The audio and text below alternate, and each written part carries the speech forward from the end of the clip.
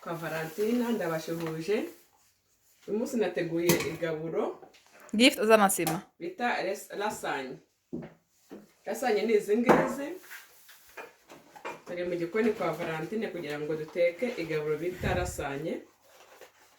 Kandi ndebe ukuntu zimeze. Hano ukuntu kaba kameze. Izi lasanye kenshi ziba zikoze nko mu ifarini. Cyangwa ukabona kakavunika. Ziba zita lasanye. Lasanye ubundi ushobora kuyikorera isosi ikoze mu nyama ziseye, ariko uyu munsi noneho turakoresha imboga. Hano imboga ndi bukoreshe, ndakoresha karoti, nkoreshe ishu, ndashyiramo igitunguru, nukuvuga nyuma kubitunganya byose ndi bubikarange. Nimara kubikaranga nkora isosi. Isosi ndayikoresha ifarini, muri isosi y'ifarini n'umunyu. Ubwo ruza kuzakura ukuntu bikoreshe. None nimara gukora iyo sosi n'ifarini byose nabikoze, ndaza gushyiramo iyi ngiyi ino fromage iseye. Wenda nyibereke fromage iseye. Fromage iseye ni iyi ngiyi. Ngiyi ushobora kwisya ubwawe, iyo ngiye ukabitwa bayitamoza, ariko ni mu bwoko bwinshi butandukanye. Iyi fromage ubasha kuba wayigura iseye, cyangwa se waba ufite kano kantu kabugenewe, kano gakoresho kabugenewe, ukaba wayisya ufite fromage isanzwe imwe urya ku meza ushyira ku mugati, ukaba wayifata ukayisya. Rero naguze iseye kugira ngo byihute. Hano mfite amavuta ari gukora isosi ngaya hano. Nkaba mfite n'ifarini. Ifarini ngiye. Sasa ngo byose ndi bikore mbese maze gukata karoti, nkate n'ishu n'iki gitunguru. Noneho nkora isosi. Ubu natangiye nakase. Hano mu gukata izi karoti ushaka gukoresha mwene kano kuma uramutse ugafite, cyangwa se ugakoresha icyuma gisanzwe. Reka tubanze dukoresha kino cyuma gisanzwe kugira ngo mubone ko umuntu ashaka kugikoresha uramutse udafite kano kuma gatoya. Abazungu bakunda kugakoresha cyane, ko nawe ubwo ugafite mu rugo wabasha kugakoresha. Reka dukoreshe icyuma gisanzwe, tubanze dukate karoti.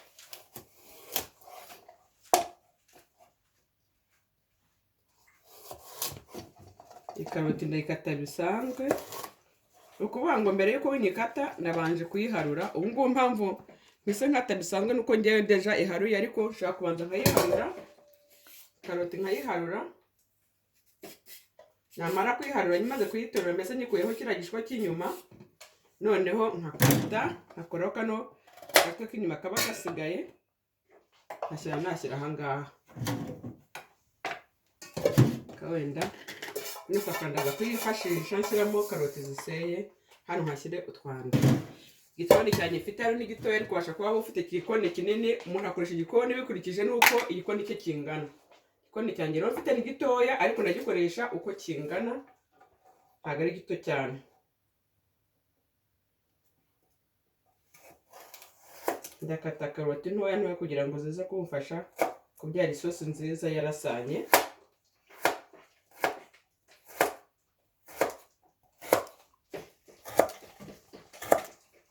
Izi karoti ushobora kuzikata ntoya cyangwa ukazikata ukurikije ubunini wowe ushaka. Rero dore ko nzikase ni uku nguku, ariko ushobora no kuzikata mu buryo bubiri. Ushaka kuzikata mu buryo bubiri. Izi karoti ndi gukata namaze kuzikuraho ibishishwa.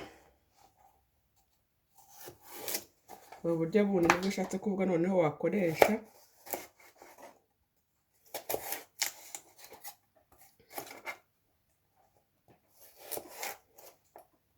Urabona buryo ki nzikase. Kadukata gutya gutya, tukaba duto noneho ukagenda ucamo udupande. Ucamo udupande tungana gutya gutya.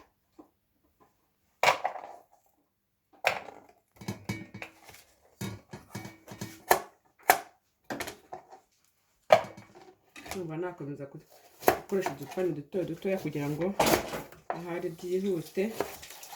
Ubu ndi kubikora ni irya nimugoroba. ubundi rasanye abana bakunda kurya rasanye cyane, barazikunda.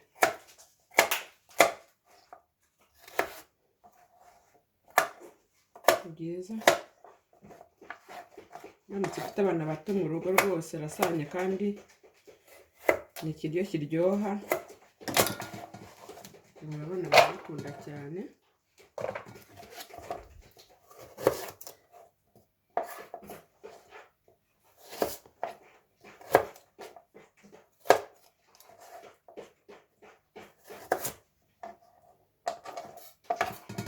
Ariko n'abantu bakuru bararikura, niyo mpamvu iri gabo ndi gutegura ni irya twese, abana n'ababyeyi.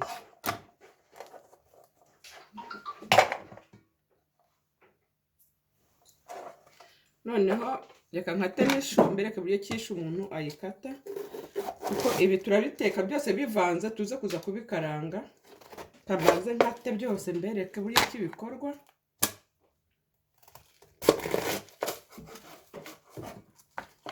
Mu busanzwe ubu turi kwiga guteka rasanye. Ikiri gukora ni ukubanza gutegura imboga, namara kuzitegura noneho nkaza kuzikaranga. Ibi nagira umugisha byo kuba igihugu ndimo naje kwiga ibintu bijyanye n'igikoni n'izi bintu bya hoteli na resitora. Muri duke nzi rero ndagira ngo tujye dufatanya kuba twatwe abantu bumva ikinyarwanda bankurikirana, n'abandi bumva izindi ndimi ushobora gusobanura mugenzi we yamusobanurira, cyangwa umuntu akaba yaca kuri channel yanjye akaba yansobanuza. Nakomeje gukata, si ngombwa gukata duto duto cyane. Noneho ndakomeza ngenda mbivanga na za karoti na kasi.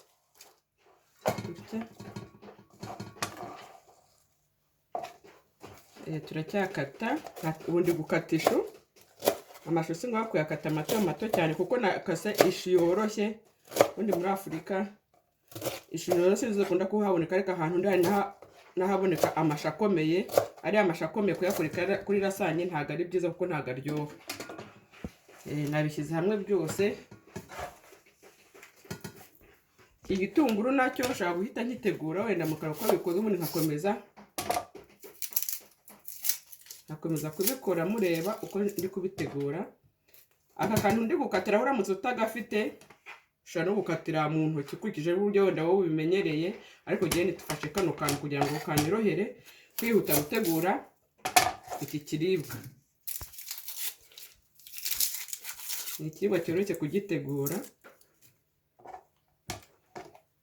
Ibintu byose ndi bubivange.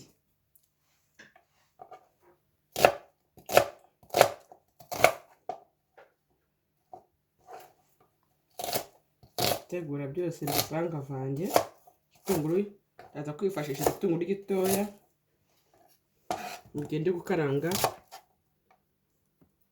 ugende gukaranga ifarini. Se igihe cyo kwikaranga nticyari cyagera.